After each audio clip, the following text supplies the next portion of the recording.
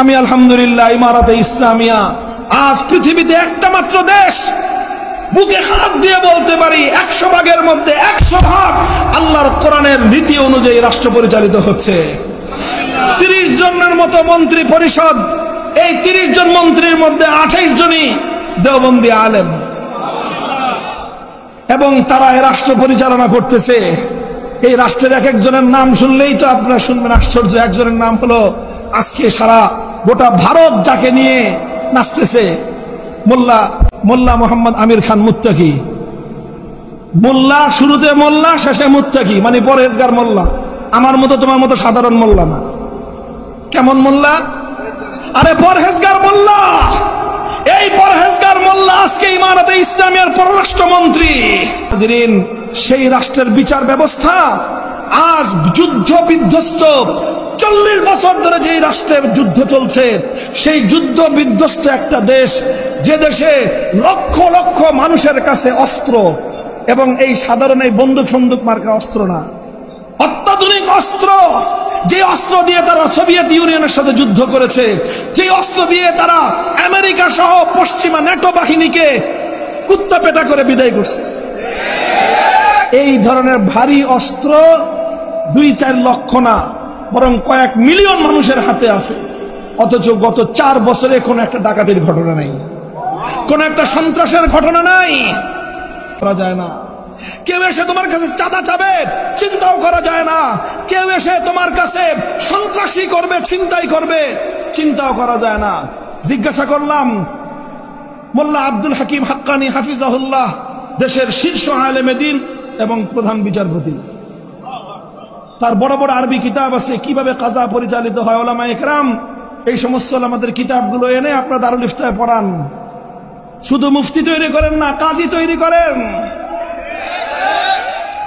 ওই ইমারতে ইসলামিয়া এখন শুধু দারুল ইফতা নাই, সবগুলি দারুল ইফতার সঙ্গে দারুল ইফতা ওয়াল কাজা। এবং এই দারুল ইফতা থেকে যারা মুফতি হয় 2 বছরের কোর্স শেষে বিচারপতি নিয়োগ হয়। এবং এই মোল্লা মুফতিরা যে বিচার ব্যবস্থা কায়েম করেছে, আমেরিকা, ইউরোপ সহ সারা দুনিয়াকে আমি চ্যালেঞ্জ করে বলতে পারি 4 বছরের মধ্যে এইরকম বিধ্বস্ত একটা দেশে, এইরকম অস্ত্রের ঝনঝনানির একটা দেশে যে নিরাপত্তা তারা কায়েম করেছে, পৃথিবীতে কেউ এর নজির দেখাতে পারবে না। কিভাবে করলো এই কাজ? আমরা প্রধান বিচারপতিকে জিজ্ঞাসা করলাম, মোল্লা আব্দুল হাকিম হাক্কানি হাফিজাহুল্লাহ তাআলা, শাইখুল হাদিস তিনি, তাকে জিজ্ঞাসা করলাম কেমনে এটা করছেন?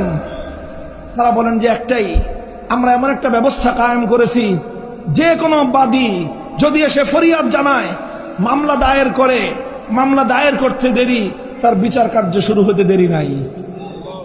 নিম্ন আদালতকে অর্ডার দেওয়া আছে রাষ্ট্রের পক্ষ থেকে, এটা আইন, সে দেশের যে কোনো মামলা দায়ের হওয়ার 2 সপ্তাহের মধ্যে মামলার রায় দিতে হবে। কয় সপ্তাহ? যাও তোমরা তোমাদের, আমি তো আমার দেশের ভুক্তভোগী, সেখানে অনলি অন 2 উইকস, 2 সপ্তাহের মধ্যে বিচার করতে বাধ্য নিম্ন আদালত।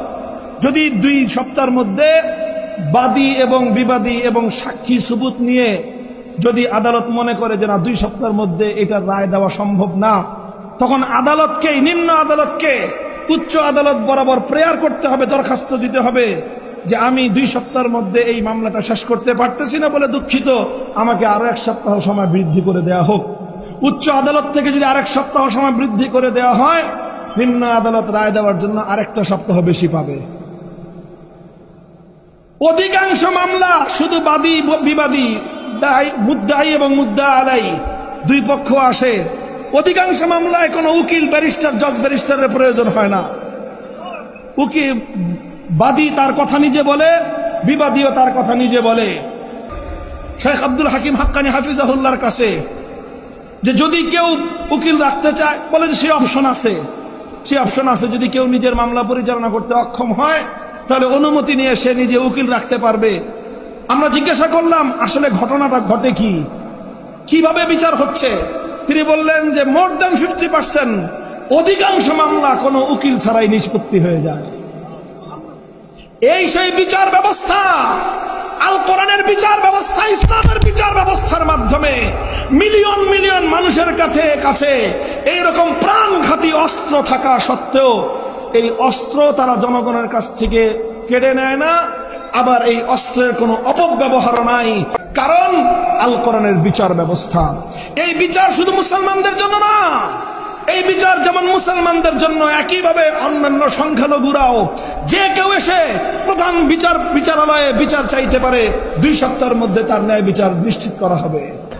আখেরি পয়গাম, হে বাংলার নওজওয়ানেরা, হে বাংলার মধ্যে মুজাহিদ শাবদুলের বাচ্চারা, আমি তোমাদেরকে জিজ্ঞাসা করতে চাই, 40 বছর যদি রাশিয়া এবং সোভিয়েত ইউনিয়ন আর পরাশক্তি আমেরিকার পশ্চিমা বিশ্বকে ঝাঁটাপেটা করে বিদায় করে সেখানকার 4 কোটি মুসলমান যদি ইসলামের ভিত্তিতে শান্তিময় একটা রাষ্ট্র কায়েম করতে পারে, বাংলার মুসলমানেরা, বাংলার তরুণ সমাজ তাদের 100 বছরের স্বপ্নের আল কোরআনের রাজ বাংলার মাটিতে কায়েম করতে পারবে কি পারবে না?